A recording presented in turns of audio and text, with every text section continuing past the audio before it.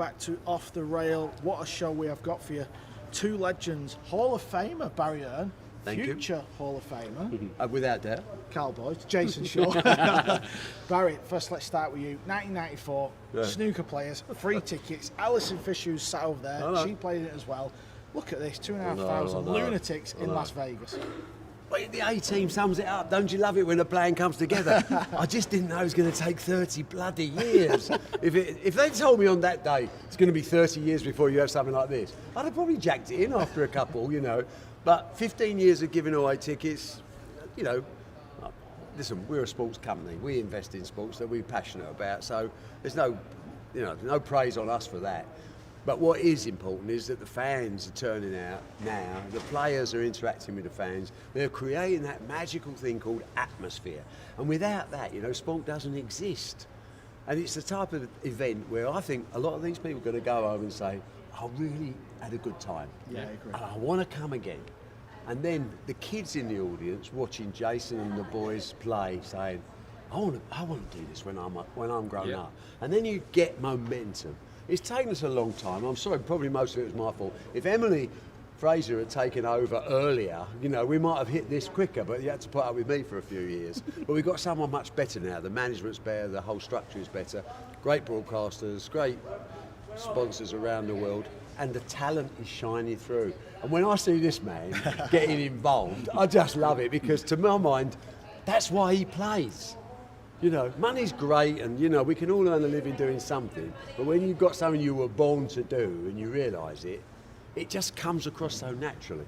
Jayson, you love this, don't you? You don't want to play in a smoky pool room with 5 people watching. You want to be centre court in this arena, don't you? Yeah, you know, when I was younger, we grew up playing in teams, you know, that English 8-ball teams, and that was something that I used to love doing. And then the Moscone Cup, I always seen it on TV, and I was like, man, that looks amazing, you know. Watching everybody get involved is what we need to do to bring it to life. But it's not, it's boring sitting in the chair and going back to your chair and sitting down and doing nothing. The crowd want to get involved, and like Barry said, young people sit in the crowd, they want to do it. They go away, they see us doing it, and they think, oh, maybe I'll go play pool, and that's what we need. More young players playing pool, and this is the best place to see it happen. Barry, how good, you've arrived today, how good was it walking in and seeing how loud the Americans were? Because we're so used to seeing that in Europe, but it's like almost like they've learned how to cheer. It's funny when you get a country like America, which you think is brash and energetic, and you know, and actually they're not. They're really, a lot of them are quite shy. They don't want to come out and be the centre of attraction. But once they try it, and we've had this in darts as well, by the way, once they try it and get used to it, they really quite enjoy letting their heart go on their sleeve, because it's that passion that creates great sporting moments. You know, it's not, today's world is not just about being the best. It's about being the most famous, and it's about being involved in conflict in a sporting arena that catches people's imagination, where they say, I'm going to turn on for that again tomorrow. And I think this Moscone, the reaction I'm getting from around the world is, this is what people are saying. Oh, you know, people, not everyone knows 9-ball pool. We're very close to it. You know, we love it, we're passionate about the game, but we're still educating people. We're educating broadcasters to try it. Yeah, why we're concentrated on 9-ball pool? Because there's, I don't know, 10 different disciplines of pool, and you confuse the international television market by that. So we're just going, 9-ball is the historic game. This is where the money's going to be. The other games will carry on. But if we split our interest amongst all the disciplines, we'll never get the big prize. And the big prize is sell-out arenas, and that's what we're getting now. Obviously, there's no one in the world who knows sport better than you. How big do you think 9-ball? Big statement. I'll stick by that statement. Yeah. I'll take that one on the chin. Okay. How big can 9-ball Maybe be? Eddie. No, that's a joke. No. I think he's better. taught him well. No, to be honest with you, there's so many people better than me. The only thing is, people are kinder to me, because I'm getting old. They think he might be dead in a couple of years. We better be nice to him now. No. But the difference is, how big can 9-ball be? It's a great question. Number one, you live on data. You live on facts, not fiction, not just emotion.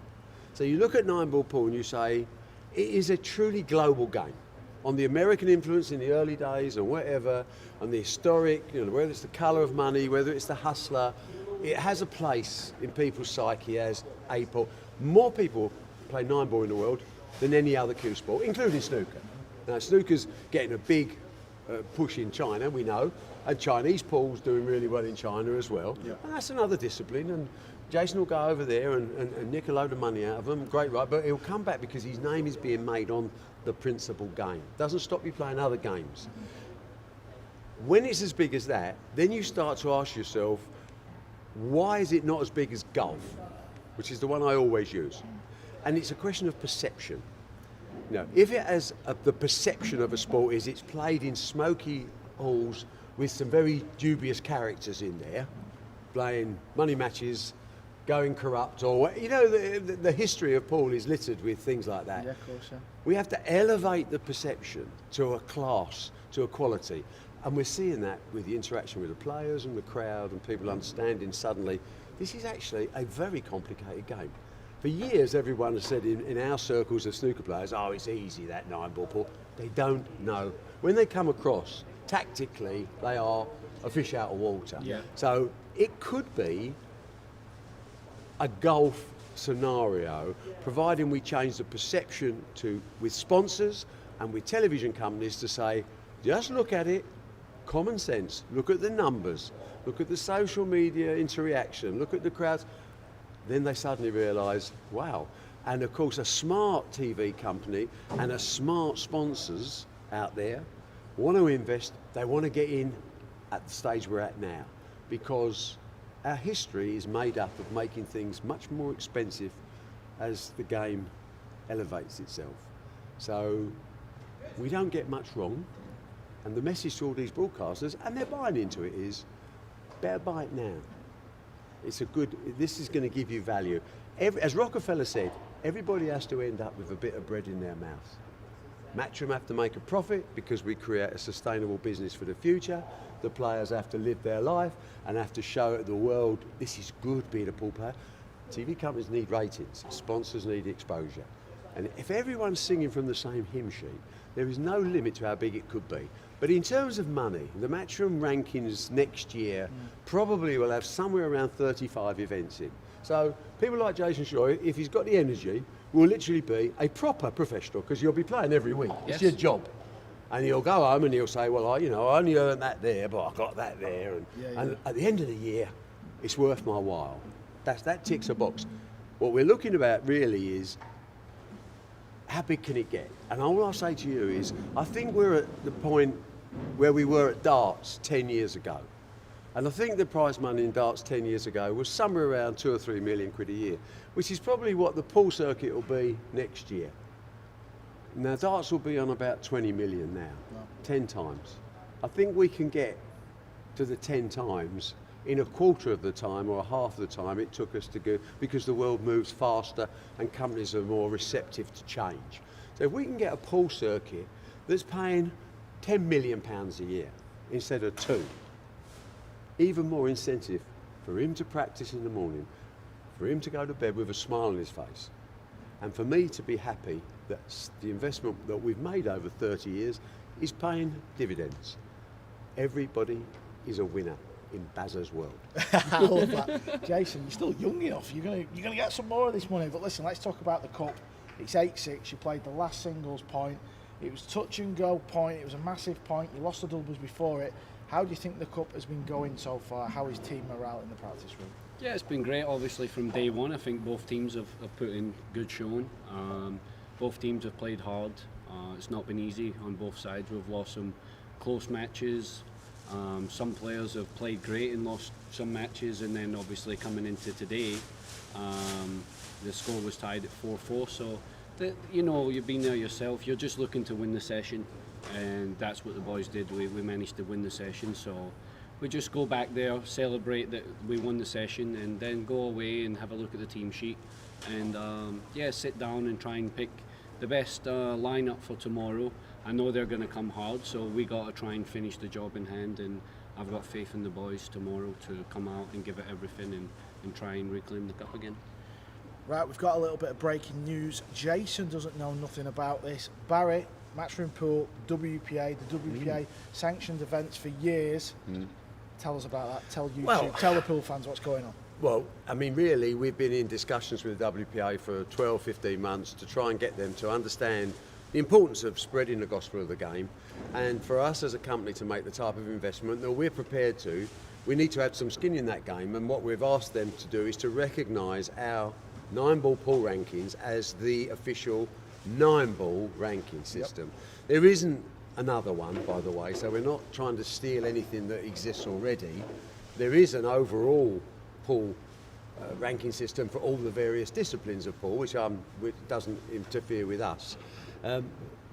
Regretfully, the WPA decided they're not going to sanction as their official list our rankings, and they have every right to do that, and we have every right to say, see you later, which we're going to do. So the players won't be paying sanction fees, they won't be having any money deducted from their prize money, we won't be looking for the sanction from the WPA because it doesn't really mean that much to us. Especially, we will just go on and develop and invest in our own rankings. The World Championships is different, that's subject to a separate agreement, which we will honour, of course. But we're now sending out invitations to the World Championships based on the top 100 of our rankings, and there'll be 28 wildcards. But we are building the rankings to give the sport credibility that it deserves and to make it into what I would call a proper commercial sport. People have to understand every dollar you earn, every tournament you play in, and I think we're up to around 600 players are currently ranked in the world. By the end of next year, that will be into the 2,000 and 3,000 players. That's how you develop a sport, something that we know about, we've done it before. But I was disappointed with the WPA. I respect their decision-making process. It's fundamentally flawed because they're not commercial animals, and I am. So we'll see you later. But of course, my door is always open. The moment they realise they've made a dreadful mistake, I'm very happy to receive the phone call where they say, you're right, you can own the rankings and they will be the official rankings of Nineball Pool, and then we'll get on fine. In the meantime, we'll just go and do our own thing because, as I said earlier, I'm too old to mess about. I've got a plan, we're going to carry it out.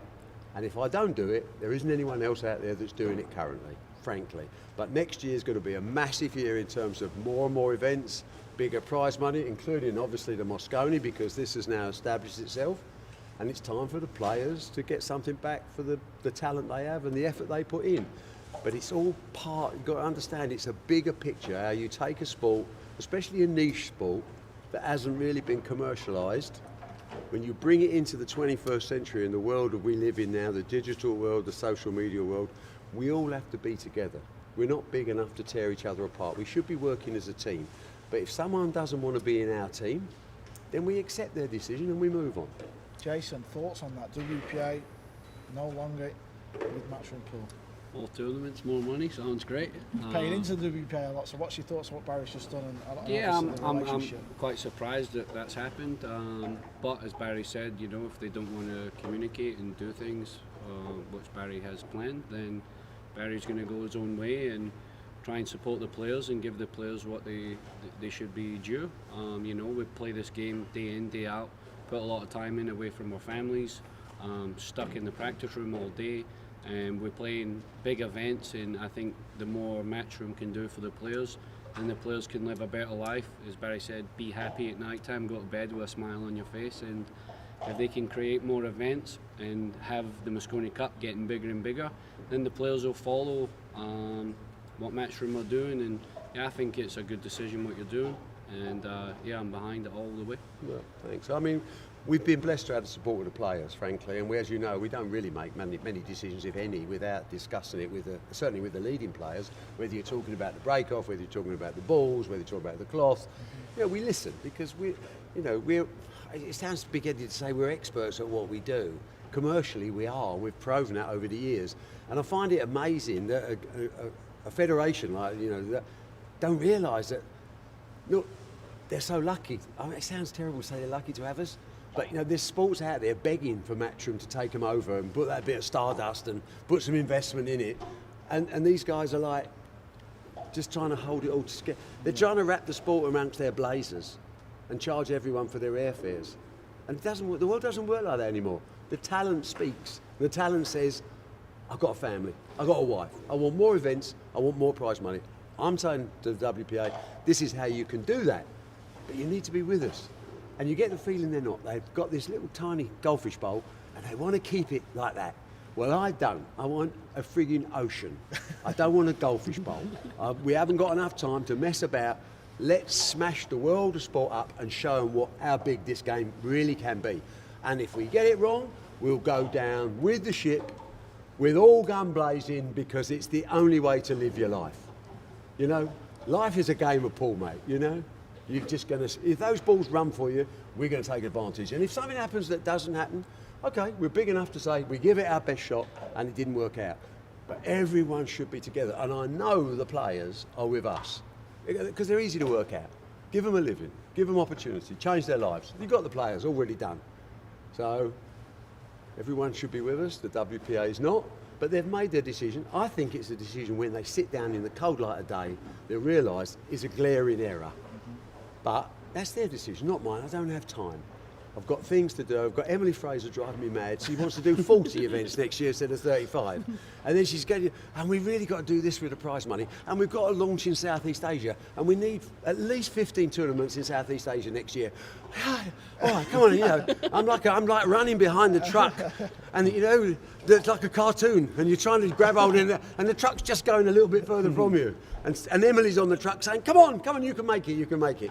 Yeah, we can, and it's exciting to be involved in something, in a venture like this. It's exciting to break the rules. And I don't want any fuddy-duddy in a blazer saying no. I don't respect their opinion enough. So, reluctantly, we're not falling out with them, we're just not requesting their sanction. But we're dealing with the federations, we're giving them some wild cards for the World Championships, the top 100 get in off the rankings, the official rankings.